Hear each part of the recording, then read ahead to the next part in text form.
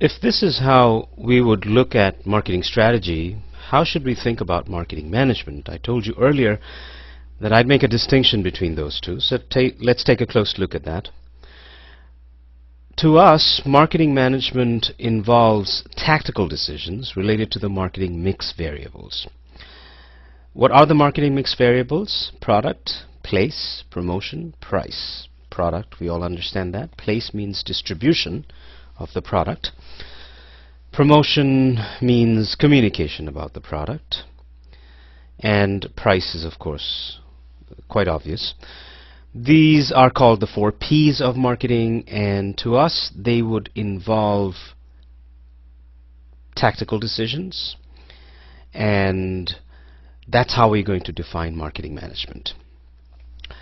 These decisions can, that is, marketing management related decisions can help implement a chosen single product marketing strategy, that is STP. Okay? So one way of looking at marketing management is that it helps implement your STP decisions. For example, what kinds of ad would help Red Bull attract the middle-aged customers? That is a very specific micro tactical decision that follows from an STP decision that Red Bull. How can Gillette vary pricing schemes for its ProGlide razors across regional markets to affect demand optimally? Let's look at ProGlide razors. This is one model of razors among many others that Gillette markets. It has an STP for this particular model, and so the decision we are trying to refer to is how should Gillette vary the pricing schemes for this model across regional markets to affect demand optimally. Again, these decisions are tactical and they help implement a single product slash brand slash model, STP. Another way of looking at marketing management is that it can help implement or accommodate a non-STP related marketing strategic decision. For example, a company has decided to chop off a major brand from its portfolio. This decision is not a single product decision, although it might seem like that, because this decision is so big and impactful. It would affect other products in the company's portfolio, and it would affect the company and many of its entities for a long time. This is essentially a strategic decision that is not just confined to a single brand, although it might seem like that. So it's a non-STP related or type of marketing strategic decision, and you may have to design certain ads, change your pricing or your distribution channels just to signal to the market or to manage this decision to delete the brand. You just don't wake up one morning and said, okay, we're not going to market this brand anymore. There is a series of decisions that you have to make tactically to implement this strategy. Marketing management can also help address a specific problem in the marketplace. It may not be related to implementing any specific strategy, but a specific problem that may have occurred in the marketplace, and you need to make some marketing managerial decisions. I'll give you some examples, or a couple of actually examples. Delta making changes to its prices, price being one of the 4 P's of marketing, remember. Delta making changes to its prices to stay competitive in markets that have seen a rise in low-priced airlines. So just to be able to compete with these low-priced airlines in a marketplace, in a specific market, or in specific markets, Delta may have to do something to its pricing. That's a marketing managerial decision in response to a specific problem in the market. Another example is Netflix making changes to its service options to help reduce customer churn. Now, what is customer churn? A critical problem that service-based companies face frequently. The problem is that customers come and go. They turn on their contracts, they turn off their contracts, and that leads to a customer churn. the flux of customers, if you will, and that's always a big problem for service providers. So if Netflix is facing a high degree of customer churn, it might decide to change some of its service options that it provides its customers. And seen this way, this marketing managerial decision of changing its service options is not an implementation of its non-STP related marketing strategic decision, or it's not a response to its STP decision. It's simply a response to a specific problem that it's facing. Okay, so to summarize, marketing management can be seen also as implementation tools for STP, non-STP marketing strategic decisions, and also as a tool to respond to some specific problems companies face. Also, marketing management by its very nature is single product related, unlike marketing strategy, and occurs at the functional level of a multi-tiered organization. So there is no problem if you say, oh, I'm involved in marketing management type of decisions, and my job is to manage ProGlide razors. That's perfectly fine, because by its very nature, marketing managerial decisions are micro decisions that typically, very typically, associate or relate to specific models or products in the company. We are not looking to elevate its position in the organization. It's fine at the functional level. Okay, some examples of marketing strategic and tactical decisions. Which market segments to serve and for how long? This is a targeting decision, as I mentioned earlier. This is a strategic decision related to STP. How do we serve these segments? Exactly what do we do to serve these segments? What features go into a product? How do we promote our brand? What places do we choose for our brand? In other words, where do we distribute the brand? How do we price our brand? These are all tactical decisions that help implement this STP strategic decision. Another example, how to position our brands and what implications might that have for our product portfolio? A big strategic decision, again related to STP. Whom should we choose as a brand's endorser? As you can see, the very nature of this decision is a micro type of decision, right? Still important, by the way. I do not intend to convey the message that marketing managerial decisions or marketing tactical decisions are not important. They are very important. They can actually be make or break decisions depending on the situation. But just to give you an idea that in terms of scope, you know, the term or the time length of their impact and the degree of their impact, they are not as big or heavy as the strategic decisions. Which markets to enter and which ones to get out of? Definitely a non-STP type of marketing strategic decision. But contrast this with a decision like, should a product be priced at $199.59, so with $15 rebates, or at $184.99? So, you know, if you take these two numbers, 199.59 minus 15, you'd get the same price here. So, should we do it with the rebate or should we not do it with the rebate? That's a tactical decision. Should a gym use bundle pricing or partition pricing? Bundle means you subscribe to the gym and you get everything as part of that subscription.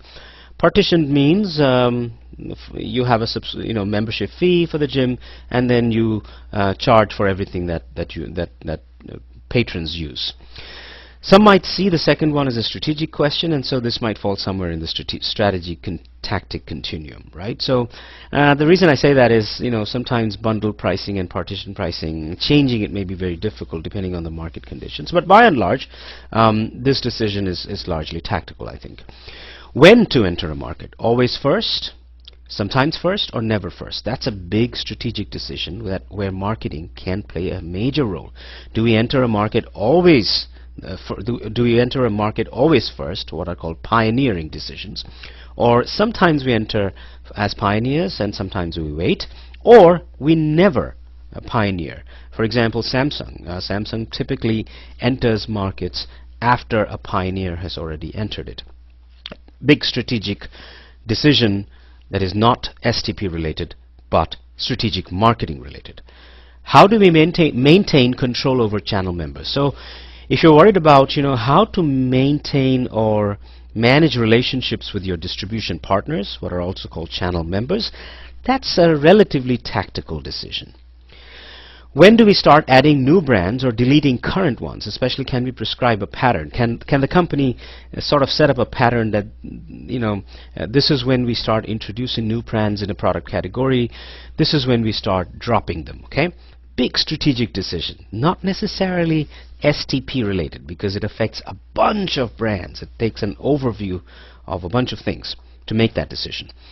On the other hand, if you take a decision like what kind of an ad would help us execute a chosen position for our brands. So let's say you want to position the brand as a luxury brand, okay? It gives you comfort, for example. What kind of an ad would help that? That is a tactical decision. So I hope I've given you plenty of examples to get a feel for what I would consider, or we would consider for the purpose of this course, strategic decisions related to marketing, and what we would consider to be tactical decisions or marketing managerial decisions related to marketing. The focus in this course, it should be amply clear by now what I would focus on or we would focus on, but I just want to restate them very clearly. Strategic decision related to marketing, STP and beyond. So we will look at some decisions that are purely STP for a certain product or brand, but we will look at some decisions that are beyond STP. These decisions can occur anywhere in an organization. That is not just those decisions that occur in the marketing department. So full disclaimer, we will not be involved with only decisions that people typically in marketing departments do out there in the real world, because that is, as I mentioned earlier, based on the A view of marketing. Since we are endorsing the B view of marketing, the decisions that we will be part of or we will take a look at can occur anywhere in an organization, even though in reality they may not be performed by marketers right now in many organizations. Tactics are not the focus, but important, especially in helping evaluate the implementation potential of a strategic decision. That is, can we pull this off? So how are we going to look at tactics in this course? They're going to be important in answering this question. If we have made a certain strategic decision, can we pull this off? Our extent of engagement with tactics would be limited to the implementation potential that they provide to strategic decisions that we have made. Otherwise, this course is not about tactics. This is not how many marketing strategy courses have been traditionally taught. But now some people are taking this perspective in high-level programs. I want to make it very clear that if you look at a course on marketing strategy at a typical department of marketing or a business school in the US, you may be surprised that a large part of the course ends up being marketing management or tactical. So they call it strategy, but they make it largely tactical. There will be some treatment of STP, the traditional view of marketing strategy, but definitely not, usually at least, they would not look at as broad a view of marketing strategy that I am taking for this course, just to make sure. For example, but at the same time, the landscape is changing. Many business schools are now endorsing a much broader view of marketing and marketing strategy. And here are a couple of examples. This is from MIT's course on marketing strategy. And if you read the course description, it will become a little clear as to what their level of breadth is. The course is aimed at helping students look at the entire marketing mix in light of the strategy of the firm. It is most helpful to students pursuing careers in which they need to look at the firm as a whole. Examples include consultants, investment analysts, entrepreneurs, and product managers. So they look at the firm as a whole. Marketing strategy is not just the job of the traditional marketing department. It can happen anywhere. So that's an example of a course that takes that broad view. Don Lehman's course I think Don has been associated with Columbia University for the longest time. At the moment, I think he also holds a position in, I want to say, Dartmouth. Here is a course that he has been teaching for a while, Marketing for Organic Revenue Growth.